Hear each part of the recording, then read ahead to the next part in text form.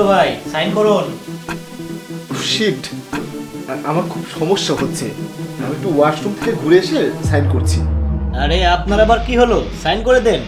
Washroom থেকে এসে sign করছি, খুব জরুরি। ঠিক আছে যান। এই, তুমি সাইন করতে নিষেধ করলে কেন? কি হয়েছে? স্যার, ওই দলিলে সাইন করলে আপনার সব কিছু স্যারের নামে হয়ে যাবে। দলিলে ওইটাই লেখা আছে। আরে, তুমি এসব কি বলছো? সে আমার পার্টনার, সে এমন কিছু করতেই পারে না। স্যার, একটু আগে আমি মালিককে ফোনে কথা বলতে শুনেছি। হ্যাঁ ভাই, জাহিদকে আসতে বলেছি আর দলিল সেইভাবে রেডি করেছি।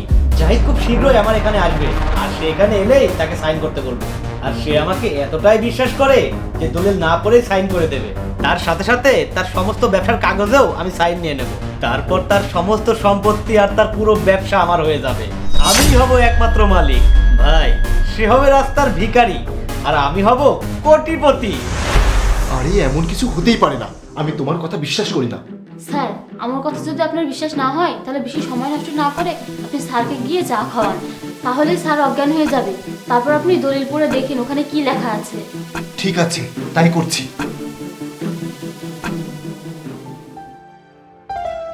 এখন ঠিক আছেন ভাই? নিন সাইন করুন। হ্যাঁ, সাইন করছি। চা ঠান্ডা হয়ে যাচ্ছে, নাও আগে চা খেয়ে নি, তারপরে সাইন করছি।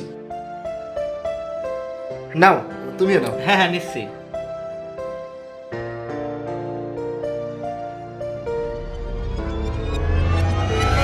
আমার মাথা এমন করছে কেন? কি হয়েছে? এমন করছে কেন? প্রচন্ড ঘুরছে। আরে, সে তো সত্যি অজ্ঞান হয়ে গেল।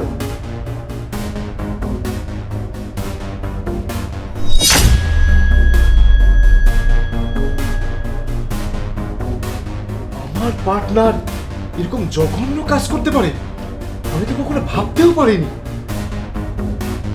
স্যার, এখন আমার কথা আপনার বিশ্বাস হয়েছে তো? হ্যাঁ বোন, বিশ্বাস হয়েছে। আজ যদি তুমি সময় মতো না আসতে তাহলে আজ আমার যে কি হতো আমি জানি না। আজ আমি নিঃস্ব হয়ে যেতাম।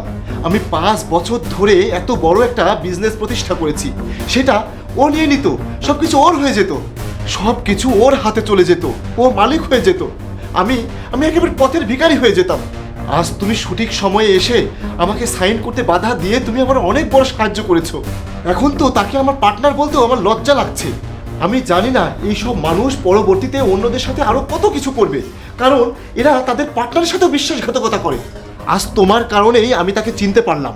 তুমি তার বাড়িতে কাজ করে তুমি তাকে সাহায্য না করে তার পরিবর্তে তুমি আমাকে সাহায্য করলে। যদিও তুমি আমাকে চেনো না, আমিও তোমাকে চিনি না। সাহেব, আপনি আমাকে চেনেন বা না চেনেন তাতে কি আসে যায়? ব্যাপারটা এই যে আমি একটা ভালো কাজে সাহায্য করেছি, তাকে সাহায্য করিনি যে তার সাথে অন্যায় করেছে। সাহেব, আমার বাবা মা আমাকে এটাই শিখিয়েছে, যেটা সবসময় সঠিককে সমর্থন করে, অন্যায়কে নয়। সেটা আপনার পরিচিত কেউ হোক বা অপরিচিত, এসব আমার কাছে ভুল মনে হয়েছে সাহেব। সেজন্যই আমি আপনাকে সাহায্য করাটা ভালো বলে মনে করেছি। সত্যি, আজ তুমি প্রমাণ করেছো কোনো মানুষ ছোট নয় কিংবা কোনো মানুষই বড় নয়। মানুষের চিন্তা ভাবনা ছোট কিংবা বড় হয়। আমরা মানুষরা বড়ই আজব। আমরা গরিবদের দেখলেই তাদেরকে অত্যাচার করি, তাদেরকে নিকৃষ্ট মনে করি। কিন্তু আজ তুমি যা করলে, তুমি প্রমাণ করলে একটা মানুষের হৃদয় অনেক বড় হয়। মানুষ ছোট কিংবা বড় সেটা কোনো সমস্যা না। আপনাকে অনেক ধন্যবাদ সাহেব। আরে, তুমি কেন আমাকে ধন্যবাদ দিচ্ছ? ধন্যবাদ তো তোমাকে আমার দেওয়া উচিত। সাহেব প্লিজ এখান থেকে চলে যান। স্যার ঘুম থেকে ওঠার আগেই, নইলে তার জ্ঞান ফেরার পর সে যদি আপনাকে দেখে আমার চাকরিটা থাকবে না স্যার। আর হ্যাঁ, বসকে বলবেন না যে আমি আপনাকে এসব বলেছি। ঠিক আছে, তোমাকে অনেক ধন্যবাদ বোন।